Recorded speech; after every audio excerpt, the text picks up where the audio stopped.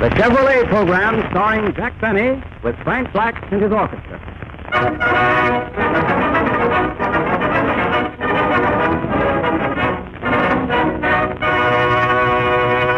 Frank Black opens the program with Roll Up the Carpet.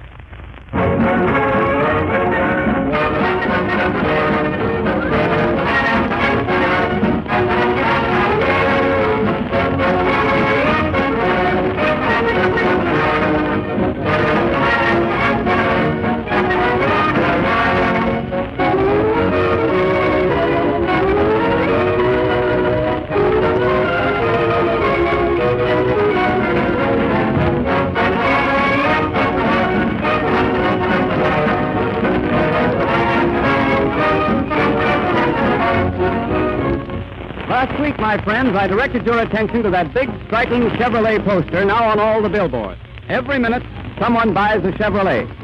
Ladies and gentlemen, that statement is incorrect. Tonight, I take pleasure in informing you that since the Chevrolet poster was prepared, Chevrolet sales have shown such an increase that instead of every minute someone buys a Chevrolet, it should be every 40 seconds someone buys a Chevrolet. Now that, mind you, is every 40 seconds, night and day. And here are the figures to back it up.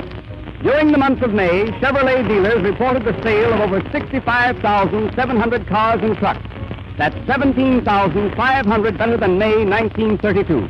11,800 better than April of this year. Naturally, Chevrolet is grateful to the American public for making such a record possible. A record which exceeds by 1,000 cars a day the May production of any builder of automobiles. And everybody knows why.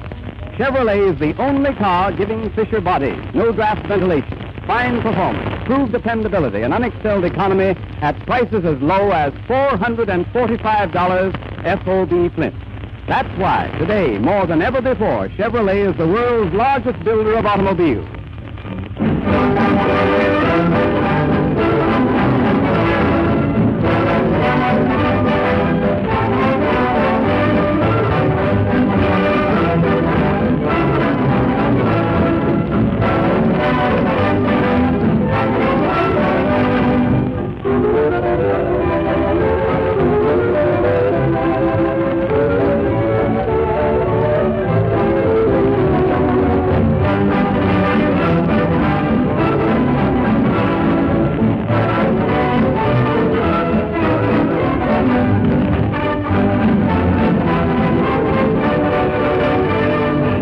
And now, Jack Benny. Hello again.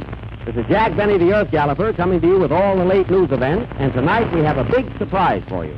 We are going to give you a full description of the smelling bear fight which was not broadcast last night. We have here our own film of this famous fight held at the Yankee Stadium, where the New York Yankees play baseball while at home. Run the film, Hank.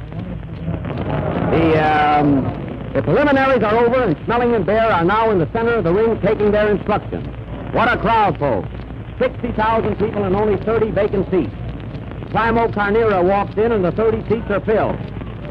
Carnera sits down and 2,000 people behind him get up and go home. Ah, what a crowd. Here goes the bell for the first round. Smelling and Bear walk to the center of the ring. Bear looks confident and Smelling looks German. They are fiddling around for a minute and there they go.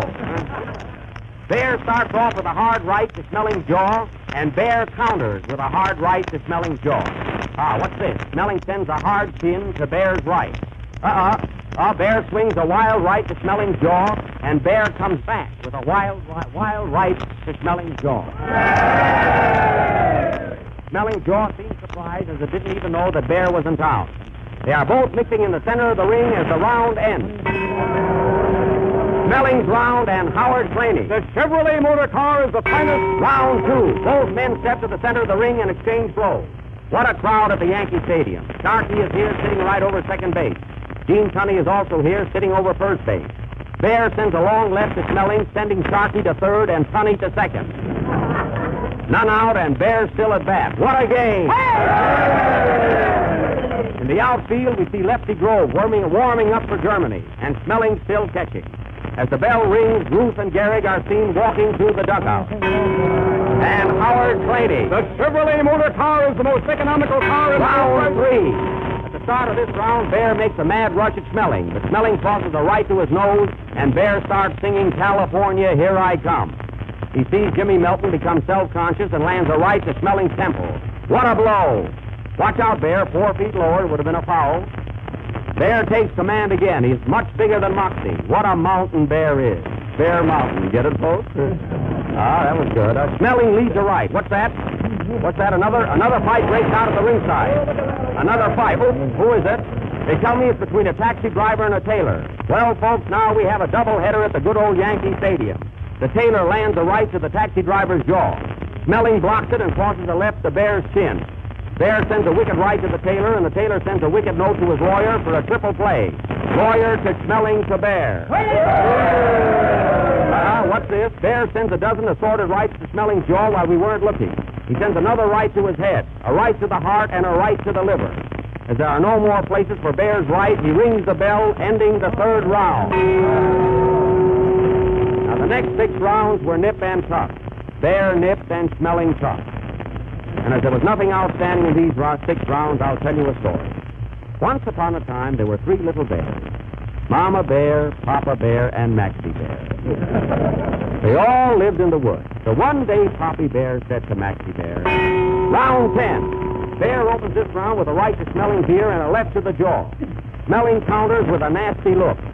Bear resents this and starts fouling. The referee warns Bear, Bear warns Smelling, Smelling warns Sharky, and Sharky leaves the stadium. Bear is now mad and sends another right to Smelling's jaw and a left to the head. They are now mixing it. Right, left, right, left, right, left. Company, halt. What a parade. Bear looks at his watch, remembers he has a date, and there he goes, forcing Smelling to the rope. What a chance for a cigar program. He sends 2 rights and a left to Smelling's head, and Smelling goes down for the count of 9. 1, 2, 3, 4. Oh, small and handsome, why don't you get up some?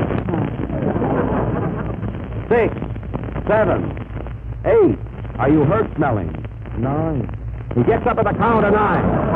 But it's too weak to carry on, and the referee steps in and announces Max Bear the winner, which is a surprise to everyone.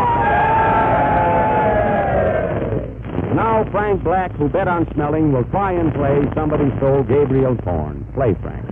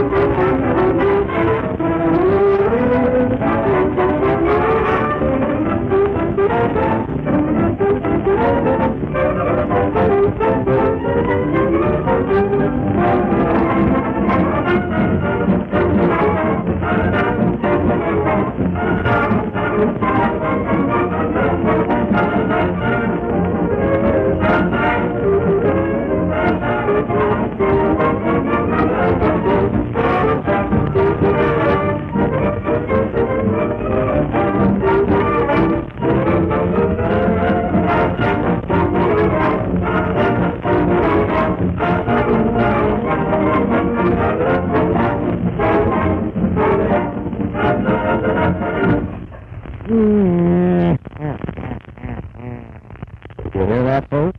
That's a continuation of our mystery. Who killed Mr. X? The great penthouse mystery. Now, for the benefit of our new listeners, let me give you a brief synopsis of what happened. Mr. X was found dead in his penthouse. He was discovered hanging in midair from a chandelier, dangling from a long rope. Mary, did you find out where the rope came from? Yes, Jack. It's on a garble shoelaces. Get it? Oh, well, disregard that, huh? Now dim your lights, folks. Get ready for thrills, romance, adventure, and the boogeyman.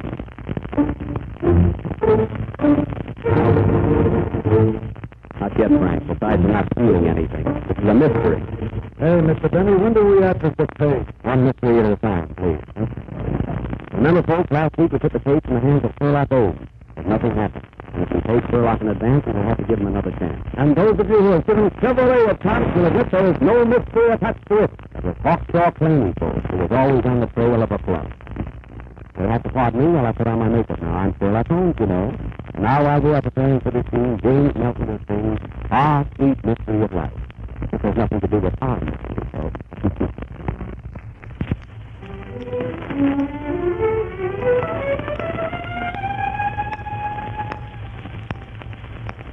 Ah, sweet mystery of life, at last I found thee.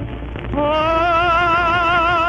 know at last the secret of it all. All the longing, seeking, striving, waiting, yearning, the burning hope, the joy and idle tears that fall. For 'tis love and love alone the world is seeking. And it is love and love alone that can repay. Is the answer, is the end and all of living. For it is love alone that rules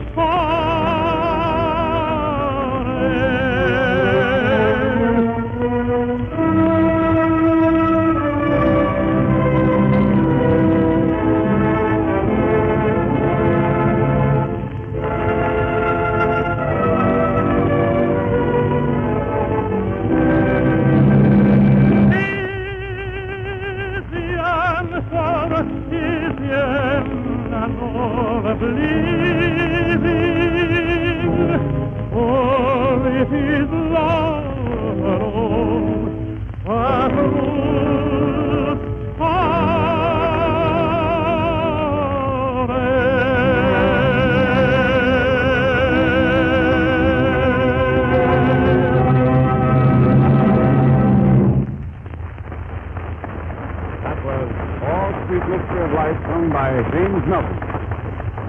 And now we take you again to the study of Sherlock Holmes, who is working out some new clues in hopes for a speedy arrest of the murderer of Mr. X, the Holmes of Sherlock Holmes.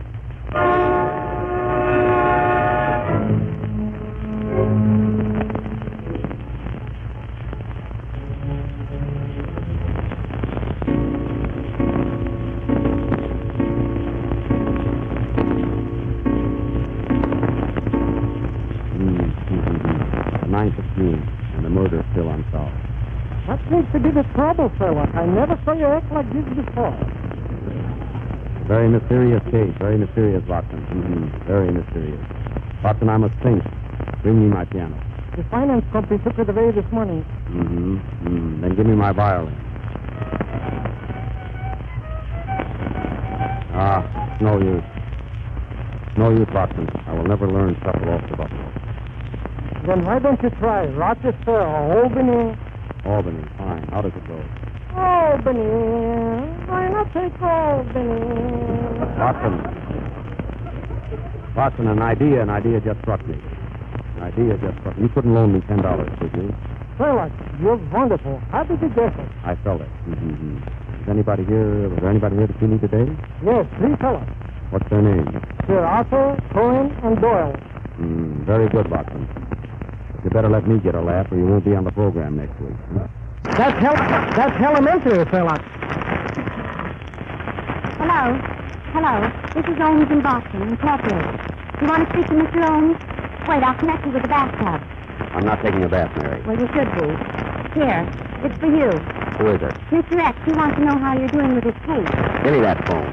Mr. X? Yes, we'll find the man who murdered you. Just keep your shirt on. Yes, you'll get a report. What's the address? All right. Goodbye. Put down the address, Mary. Box 32, Evergreen Cemetery. See, he lives right next door to my great-grandfather. Mary, see who it is. Be on your toes, Boston. Who do you wish to see, sir? Mr. Holmes, I've got some news for you. Let him in. Well, young man, what can I do for you? I have a clue to the murder of Mr. X. You have a clue, eh? Who are you? I'm a stool pigeon. Oh, a stool pigeon, eh? Sit down. Mary, get him a stool. Here you are. Here you are, Mr. Pigeon. Mary, lock the door. Close the window and pull down the blind. Now tell me, who do you think killed Mr. X? Well, give me $5 and I'll tell all I know. For $5, eh? Mary, have you... Certainly not. Boston. No. How much do you want to sell all? $5. Here's 50 cents. Just give me a rough idea. Well, you're a new customer. I'll take it. Now, what's your clue to the murder of Mr. X? Well, I saw a fella flying over the penthouse less than a week ago. He looked very suspicious. He was flying over 200 miles an hour, and he didn't stop until he got to Oslo, Norway. Oslo, Norway. Yes, and when he turned around and saw me looking, he left quickly for Moscow. Yes. Go on. And as soon as I got to Moscow, he left for Siberia. And how did you keep up with him? Don't tell anybody. Boston, a Chevrolet. Mary, a Chevrolet. It was a Chevrolet, folks, the most dependable car in the low-price field. Now, Mr. Pigeon, your face looks very familiar. What did you do before you became a stool pigeon? You... I thought so. Now, tell me one more thing. Did you get the name of this aviator? Yes. His name is Jimmy Matter. No matter, eh? Boston, put down that salami. Get me my aeroplane. There's no time to lose. We'll follow him to the ends of the world.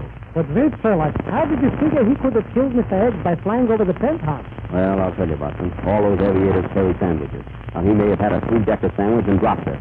And that would kill anybody. Sherlock, you're a bear. Boston, you're smelling. Get the aeroplane.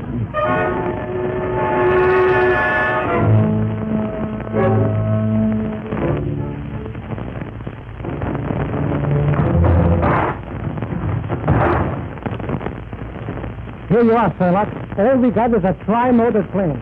What's a tri-motor plane, Jack? Plane with 4 motors. Boston, spin the propeller.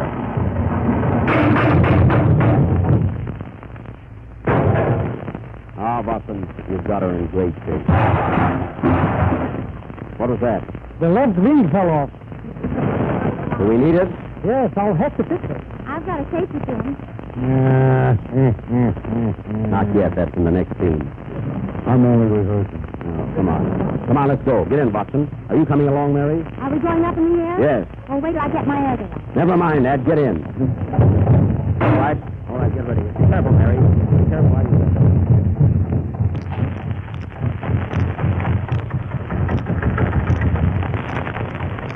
Happy landing! I doubt it!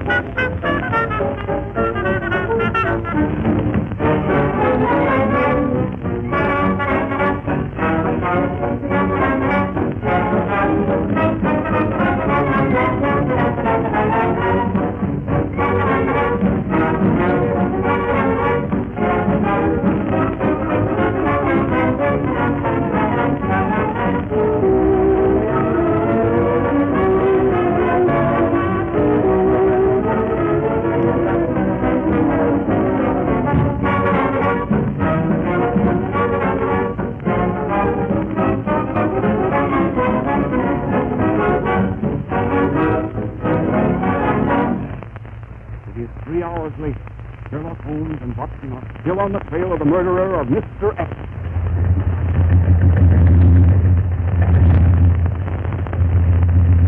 How fast are we going, Watson? 600 miles an hour. 600 miles, and I'm only in second. We're certainly going fast. What country is this we're passing? England. What country? You're too late. France. Look, Sherlock. Somebody left a sack lying on the ground. Pack nothing. It's the Eiffel Tower. Sherlock, you're colossal. Hallelujah, you're a bum. Watson, I'm afraid we're running out of gas. Don't worry, I just put a quarter in the meter. Good work. Look, we're crossing the Russian border. So quick. Remember, this is a half-hour program. Look up. Look, there's another airplane. You're right, Sherlock. Maybe that's the man we want. Get closer.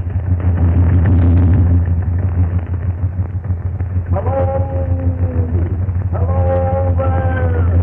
I'll be you, folks. Frank Black, what are you doing in Russia? I need 2 more men for my orchestra. Hello, Frank. See you when we get back. Are you all right, Mary, back there? Yes, Shirley. See, this is certainly a wonderful night for flying. Look how bright the moon is. Hello, round and shiny. Why don't you come down sometime? Sherlock, there's another plane ahead of us. What plane? That one straight in front of us. That's a mosquito on your nose. Oh, I was wondering why it bit me. Watson, put down that cloud. What are you doing with that cloud in your hand? The silver lining. Doc, isn't that another plane ahead of us? He's right, Sherlock. Yes, sir. Do you see it? Yes. That might be our man, Jimmy Matter. I'll pull up alongside him. Hello! Are you Jimmy Matter? No, I'm Jimmy Melton. Well, that's clear enough. Did you kill Mr. X? No, you asked me that last week. Pardon me. Watson, it's getting awfully foggy now. Yes, Sherlock. Be careful. I'm afraid to go further. I think we better turn back. Don't bother. It's foggy on this side, too. Sherlock, there's a storm coming up, and the fog is getting worse. You're right, Watson. I can't see 5 feet ahead of me. Who killed Mr. X? Never mind X. I've got my own trouble.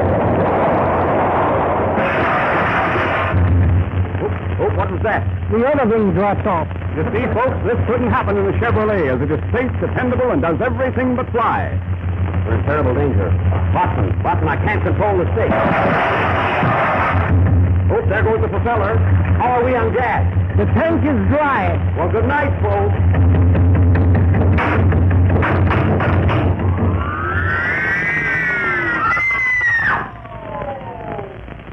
Next week, ladies and gentlemen, we will continue our mystery. Who killed Mr. X? And what happened to Holmes, Watson, and Mary? And smelling. Right, Watson. Play, Frank.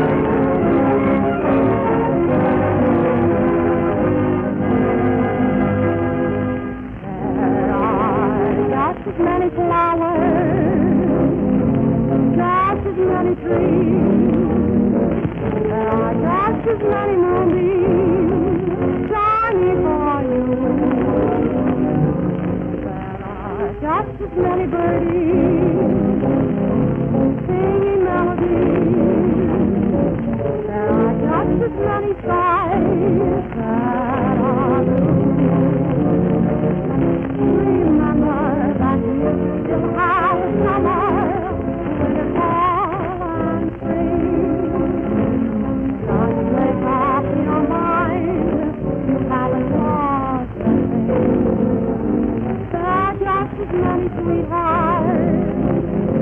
Love will always shine. Keep right on repeating. It's glad to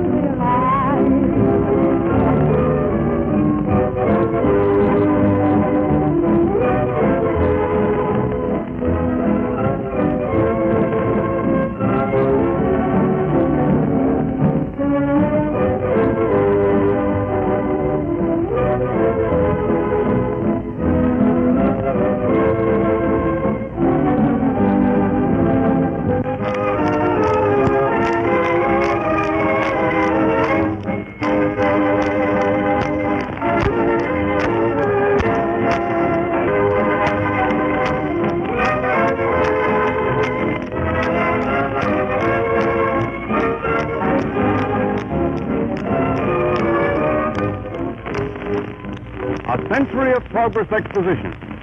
Ladies and gentlemen, it's off to a grand and glorious start. Everybody's excited about it, talking about it, planning and figuring how and when to go. And nearly every person who's been to Chicago comes back with the same enthusiastic story. Chevrolet has stolen the whole show. That perfectly amazing World Fair factory of Chevrolets, in which cars are built right before your eyes, is a fascinating sight. It's the highest of all the high spots in 3 miles and a half of thrills. Now, here's a tip, my friends, on how to get to the World's Fair, the easiest. You've been listening to the OTR Gold Network. Find more classic radio at otrgold.com.